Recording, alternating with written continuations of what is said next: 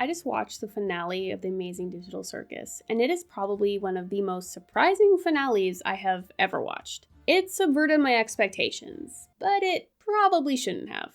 The Amazing Digital Circus ended exactly how it needed to, and for some reason, that surprised me. All spoilers will be on screen now. Sometimes genres and subgenres can sort of box writers into writing endings based on expectations and conventions rather than what the story actually requires. Fantasy and sci-fi are usually big and epic. Epic worlds, epic plots, epic themes. The popularity of superheroes cemented the final fight between the hero and villain in high-octane action movies, with superpowers and CGI artists cranked to their max setting. Stranded stories, where the characters are trapped and wanting to go home, are usually all about, well, trying to get home. And the audience expects the characters to succeed, at least mostly. But not all villains must be defeated. Not all escapes must be made. Not all stories need to end how they are expected to.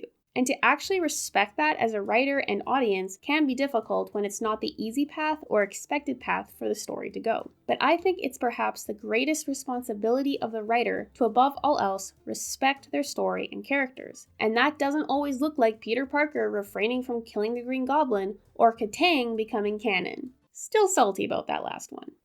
Just a quick disclaimer, I am not part of the ADC fandom. I am only aware of what's presented on screen and a few behind the scenes details just because I had to look up a couple things for the script. So if there are details I'm not aware of, it's because they weren't presented in the show to my knowledge, and I apologize for my normie ignorance. The only reason I'm saying any of this is because apparently the fandom is quite passionate, and I'm scared. Also, I call The Amazing Digital Circus a psych thriller at multiple points during this video. It is psychological, but not really a psych thriller. To be honest, I'm just not good at identifying subgenres, and I'm not super familiar with the psych thriller either, so this was just a stupid mistake on my part. I'm not going to go through the video and fix this, just know that when I say psych thriller, I just mean that it's a psychological story. Before we start the show, I would love to know what your favorite ending is, no matter if it's a book or a video game, movie, play, whatever. So let me know in the comments below. And of course, remember, this is all my opinion and I'd love to hear yours. Thank you for watching and I hope you enjoy.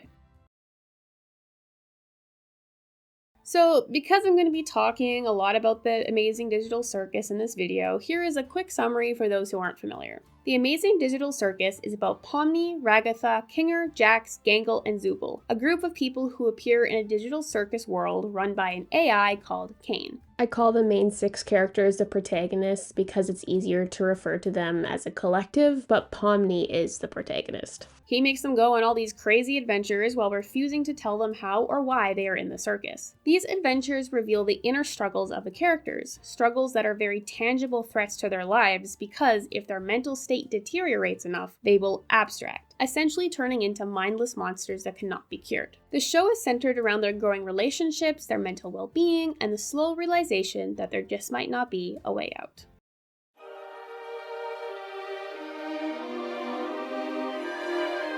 Okay, so I'm going to caveat something right off the bat.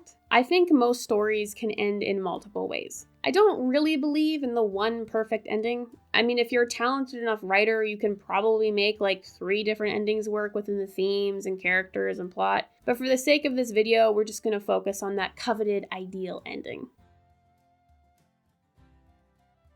The ending must respect the story. Seems pretty obvious, I know, but this can be harder than people think for many reasons. But it all mostly boils down to 2 main pathways, the safe ending and the risky ending. I should say that neither of these are inherently bad, they just both pose potential problems. The safe ending, to write what is expected for the genre. For the Digital Circus, an action-adventure, psychological thriller, sci-fi stranded story, defeating Kane and getting out of the circus was the expected ending. And after Jax abstracts near the beginning of the finale, and Pomni enters his mind, saving him and all the other abstractions felt like the new expected ending. It feels safer to write what's expected. This doesn't mean you can't throw some surprises in there, but generally, a safe ending is the focus group ending, the ending that won't offend and will generally please the average viewer. A really good example of a safe ending is the WandaVision finale. Don't get me wrong, I love the smashy, flashy, oh gosh.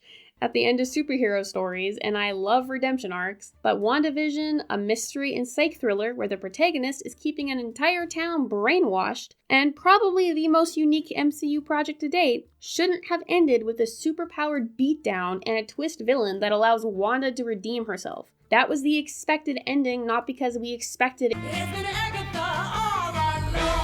or for Wanda to not descend into madness, but because twist villains and protagonist redemption are expected in the superhero genre. It's the safe ending, but not one that respected the story that came before it. And I'm not talking in terms of foreshadowing. I'm talking themes and vibe and focus. But superheroes are gonna superhero, I guess. The risky ending. To write what isn't expected for the genre. Okay, so because I am a nerd, I watched all of the behind the scenes for Lord of the Rings. And in that was a clip of Peter Jackson talking about how they planned a fight scene between Aragorn and Sauron during the Battle of the Morannon, the one in front of the Black Gate in the third movie. You can actually see clips of the fight in the behind the scenes. Jackson ultimately decided against this. While it is very conventional and epic to have the newfound king, Aragorn, fight the big bad, Sauron, it's not what the story is about. It was about Frodo and Sam and their efforts to destroy the ring, not an opportunity for Aragorn to show off how epic he is. Jackson respected Tolkien's vision and the story itself enough to refrain from including what probably would have been a very epic fight scene. And honestly, it wouldn't have even felt out of place thematically, considering Aragorn's ancestors were the ones who initially defeated Sauron, but then decided to keep the ring, so Aragorn is not only continuing the legacy, but also righting an ancestral wrong. But it wasn't what the story required. Now, this may not have been the riskiest choice, considering Tolkien fans probably would have been upset and Aragorn still got to fight a troll, but it still goes against typical conventions and expectations of the genre.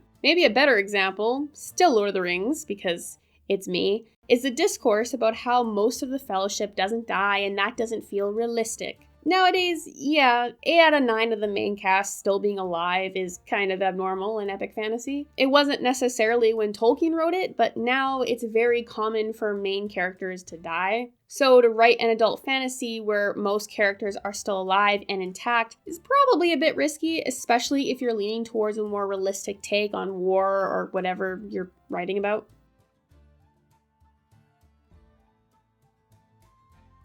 So bringing it back to the digital circus, the finale did play it a bit risky in terms of audience and genre expectations. It didn't have a big plot-focused ending, which is typical for the main genres it falls into. It's a stranded story, but the finale doesn't have the expected escape. It's a sci-fi, but it doesn't have your typical showdown to defeat Cain with their newfound ability to manipulate the circus. The protagonists are forced to accept they aren't getting out of the circus. Jax abstracts and isn't saved. Cain realizes he was wrong. The mystery of the circus is revealed. They learn about their real-life counterparts and the lives they're leading. They didn't defeat Cain. They didn't escape the circus. They must accept they are trapped for virtual eternity, which is a horrific end if you ask me, and all that is left is to feel the emotion of that. That is a risky ending, and boy did it pay off. Now throw out everything I just said, because subverting expectations is king now. It's a goal a lot of writers have. I mean, you don't want the audience guessing the ending by the second chapter or episode, right? I think because so many people expect to have their expectations subverted, to not subvert expectations is kind of subverting them, because you're now doing what the audience doesn't expect. Wait, there isn't a twist villain? Wait, they don't escape the circus? Both are subversions, but in different ways. One is a subversion of an expected subversion, and the other is an unexpected subversion. Just stay with me. You expect a twist villain in certain genres, and in a stranded story like Digital Circus, you kind of expect them to escape. The subversion itself can be surprising, but the fact that it was subverted isn't. You following me? Neither the safe or risky path are actually inherently paying attention to the story, just the genre and the conventions of that genre. Sometimes the story demands that the ending either subvert or align with genre expectations, and to disrespect that for an ending that feels either safer or riskier threatens to ruin the story that came before it. Perhaps the best way to navigate the problems that come along with the safe ending, the risky ending, and the subverted expectations ending conundrum is to write an ending that is expected by the story, not necessarily by the audience. If they're surprised, kudos. If not, you remained true to your story, and you usually can't go wrong doing that. Digital Circus did exactly that. The ending aligned with the story, not necessarily the genre, by making the ending all about the characters. It was an ending expected by the story, and because that didn't align with genre conventions, it actually did manage to subvert expectations. I don't have experience dealing with audience expectations when it comes to my books, mostly because I don't really have an audience yet. Please subscribe. But I can sympathize with how hard it must be to have an audience that is very vocal about what they want and expect, and to stick to your guns regardless. Now, I don't know the theories and the expectations the fandom had for Digital Circus to say whether they align with the finale or not, but the point I'm making is that writers write for an audience. They pay the bills, and most writers want to tell stories, not just throw them into the void. However, the audience is not king. The writer isn't even king. And in an ideal world where art was respected more than profit, publishers and studios wouldn't be king either. The story is king. And kings must be respected, or your head will go missing. The Amazing Digital Circus might be an action-adventure, sci-fi, mystery, stranded psych thriller with a manic AI for a villain, but the story was always first and foremost about the characters and their emotional journeys. Now, it is part psych thriller, so duh, but it's hard not to let the action-adventure, sci-fi, mystery of it all take over, because those feel bigger. They can feel like they need to take up more space and time. A mystery needs to have enough time to develop and be solved, right? Wrong, actually. Okay, not really, but it's more nuanced than that. It all depends on what the real core of the story is. We did get an answer to the mystery of the circus, but that wasn't the main focus of the finale. The main focus wasn't escaping the circus, and honestly, it wasn't even the circus itself. The finale was all about the characters, and it was always meant to be about the characters. The structure of the story itself supports this, showing intention that the story was never going to bow down to the larger and more epic genres it's part of. Chiastic structure is when a series of ideas is presented and then repeated in reverse order. Digital Circus essentially uses this to divide the series finale from the rest of the show. The first 8 episodes build up to the confrontation with Kane in episode 8, but this confrontation is over almost immediately when Kinger deletes Kane. Oopsies. Then, in the finale, Jax almost immediately abstracts, and afterwards we get the full context behind his personality and actions in the series, and ultimately, his abstraction. This takes up most of the finale, by the way. This structure tells us what's actually important. The penultimate episode has the big showdown with Kane, essentially getting it out of the way so the finale can be all about the characters and their relationships. Now, this showdown is a major emotional beat because it is the protagonist's chance to vent all of their frustrations out on Kane, and Kane being forced to hear them. But having the build up to the showdown and it being almost immediately over shows that Kane and the protagonist's relationship with him is not the most important part of the story. Just the fact that all of the series build up to the showdown resulted in a catharsis session is telling in of itself, because A, the protagonists knew at this point they weren't getting out, and B, it was never about defeating Kane or escaping the circus. It's about the protagonists and how they have been transformed or have not been transformed by the circus, which is shown in the second part of this chiasm with Jax and his abstraction. For the characters to surrender to their fate and to just make the best of being trapped in virtual eternity is a dire and horrific end, and the show just lets the characters feel that. Intentionally getting both the villain confrontation and the revelation that there is no escaping the circus out of the way in the penultimate let the finale focus on what was actually important, putting the emphasis on the protagonists and their journeys rather than the mystery and the plot. It would have been very easy and safe to let the plot and the mystery take over, to have an escape, but the writer knew that isn't what the story is about, and despite genre conventions and expectations, wrote an ending that respected the story that came before it. Of course, this isn't me saying that everyone would have been on board with the safer ending. While I probably would have been satisfied with an ending where everyone escaped or the abstractions were healed, it probably wouldn't have impacted me as much. I'm still thinking about the finale, and it's been like a week. Obviously, this is just speculation, but I think I would have noticed a shift. The Amazing Digital Circus is pretty dark all the way through, and to essentially hope wash the finale by having a happy ending, or at least a happier ending, probably would have felt wrong, even if subconsciously. But the safe ending would have likely still been well received, because it's been done before, so people are comfortable with it. And again, the safe ending isn't inherently bad. I thought a lot of things during the finale. I thought they might save Jax and the other abstractions. I thought they might use their ability to manipulate the circus to escape. I thought they might escape in general. In fact, I definitely assumed they would. I mean, the finale was almost an hour. I thought they could pull something off. But the fact that none of that happened, that what I was expecting and what probably a lot of other people were expecting, because I'm not unique, didn't happen, was very surprising but so fitting. The Amazing Digital Circus is about people. The circus is just a backdrop, a strange circumstance, a pressure machine to put a group of people in it and see what happens. The story kept its focus on the characters when there was a lot of opportunity to stray away and become a high-octane escape. Especially when that would probably have been the more cathartic and happier ending, even if still bittersweet.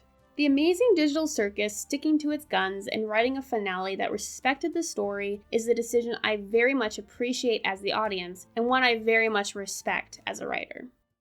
My throat is holding on for dear life, oh my gosh, okay.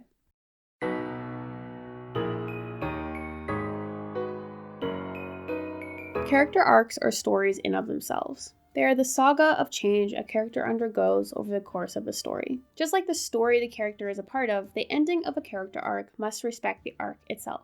The ADC finale was largely centered around Jax, and I think that is saying something because Pomni is kind of the main protagonist, or at least the audience insert. Yes, she's the one who helps bring the characters together and helps Jax through the last part of his abstraction. Jax's abstraction was really the main character arc of the story. Pomni and the others do get their arcs, but it's clear that his was the most important, particularly thematically, because so much of the finale was focused on it. Jax's abstraction was not a surprise in the slightest. Despite the mystery of the circus and all the adventures, the story was really about how the circus was changing them or threatening to change them. I mean, that is literally personified in the concept of abstracting.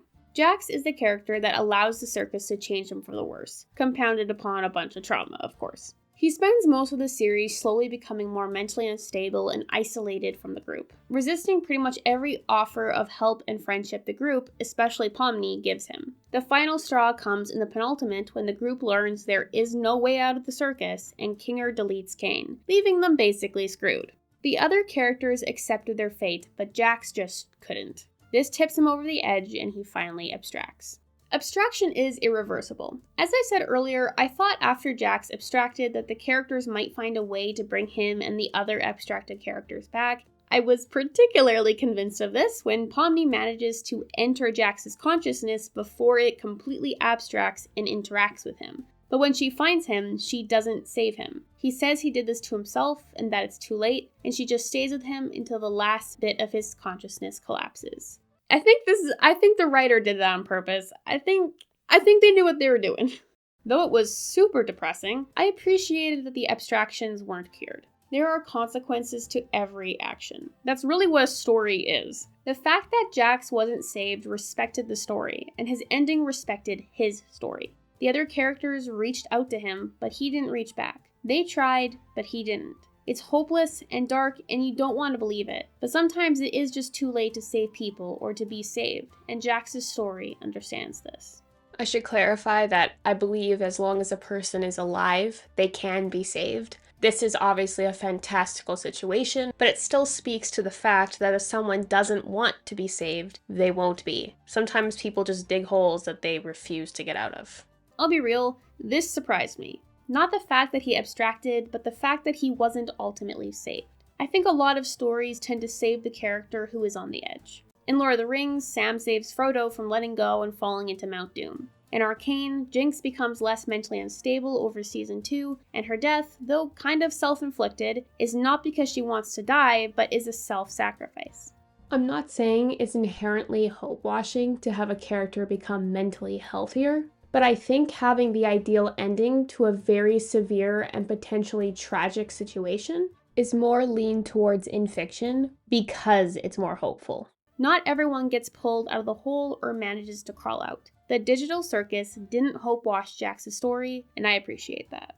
The story was dark all the way through, so to have a more sweet than bitter ending might not have felt dishonest necessarily, but I do think it would have felt wrong. Saving Jax, on the other hand, I think would have been dishonest. If they wanted to actually, deeply and fully explore the themes presented in a darker way. An hour is a long time in story years, but not enough to reverse an entire season's worth of walking down the wrong path, which Jax unfortunately did.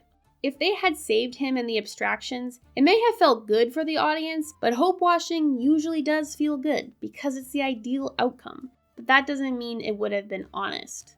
The end of an arc must respect the road the character took to get there. Now, this doesn't mean you can't kill off a character prematurely for their perceived arc or give them any sort of unsatisfying end.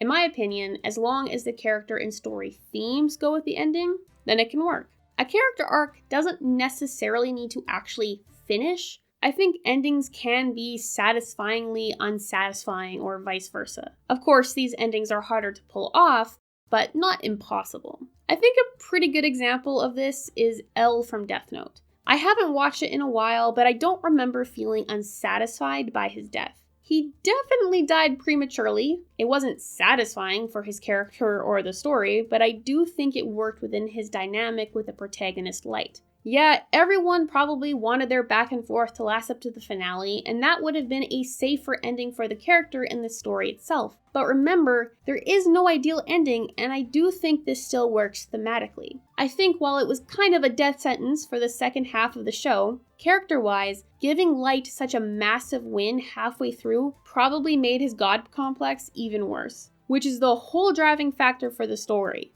L's death did respect his story because he chose to fight against Light, and that meant risking his life. So while it's not satisfying, it isn't, in my opinion, disrespectful to the character or story. Jax was probably the best character in Digital Circus, and definitely one of my new favorite character arcs for his ending alone. I know the hopelessness of it all isn't everyone's cup of tea, but that's one of the reasons I love it. Despite what the audience probably wanted, including me, the writing remained true to Jax's character and ended his story on the terms he set for himself. And that's really how every character's story should end. Their choices lead them there. Whatever the end, if it aligns with their choices and with their themes, I don't really think you can go wrong, and I don't really think you should do anything different. Because that is how you respect a story and a character, even if it sucks a bit.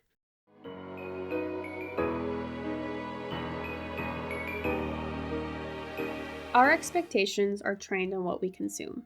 If you consume a lot of stranded stories, you probably expect a big escape because that is how most stories like that end. But like Digital Circus proved, they don't need to be about a big escape at all. If you consume a lot of fantasy media, you're probably going to expect certain things out of your fantasy media, like a big confrontation that is directly linked to the resolution of the plot. As a superhero fan, my brain has been trained to expect a hero-villain CGI smash fest at the end of a movie or season, so when a superhero movie or season ends with a CGI smash fest, I'm not offended, even if it's the 100th iteration I've seen. Yeah, I might be a little bored or, I don't know, uninspired, but I'm not offended. And that's the problem. Writers can sometimes put the audience and the reception above the story.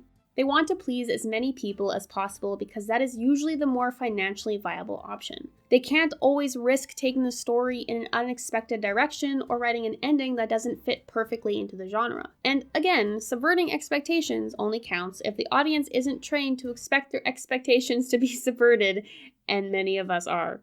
And this problem, unfortunately, includes writing an ending that might offend or disappoint the audience, even if the story requires such an ending. I want more finales like the Amazing Digital Circus finale.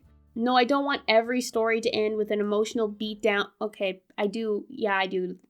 No, I don't want the characters being trapped for eternity and being forced to accept that. But I do want more endings that respect the story, no matter the genre expectations and conventions. It's just par for the course for fantasy and sci-fi to end big. Writers and the audience alike want to up the stakes in order to get that epic battle or final fight because people love the showdown. I love the showdown. It's cathartic. It's epic. But they don't need to end like this, even if the stakes are high, even if the story itself is big. It's a risk, I know, but I think some stories need small endings. And really, if you write it well, it doesn't feel small. The emotional fallout in the finale of Digital Circus was tense and high stakes for the characters, even if it wasn't plot-wise. Jax's abstraction, or more accurately, the context behind it, was the big showdown, the big moment that the entire story was leading to. I'm not saying most endings don't respect the story. What I am saying is that there can be risk to respecting the story, and I think it's a risk worth taking, and more writers should take it. And in an ideal world, writers would be able to take those risks and not risk losing out on some money. It's not an ideal world, but just let me dream, okay? The best endings are the ones that respect the story. Sometimes Sam saving Frodo from letting go is respecting the story. Sometimes Peter Parker letting the Green Goblin live is respecting the story. But sometimes a story doesn't need a big showdown, and it doesn't need a happy or hopeful ending. Showdowns can potentially put the focus on the wrong part of the story, and a happy ending or a hope-washed ending can be dishonest if the story or character arc hasn't earned that. Like I said in the intro, it's the greatest responsibility of the writer to, above all else, respect their story, and that means writing an ending that respects the story that came before it. The story must always come first, because after all, story is king, and kings are narcissists. So I guess that means stories are narcissists. I'm done ranting now. I hope you enjoyed this video. If you did, leave a like if you like, and check out some of my other videos because you might like those too. I hope you take my opinion as anything but gospel, but if you like my opinions, subscribing with the bell will guarantee you more of them. And I, of course, welcome your opinions in the comments, which I always love reading and really appreciate. And remember, tell me what your favorite ending is. Thank you so much for watching, and a piece of advice, don't look up Amazing Digital Circus characters on Google. Finding an image for this thumbnail was a nightmare. Immediately, first page. What is it with animation fans? I swear. I guess I'm an animation fan, but I'm not that kind of fan. Anyway, bye!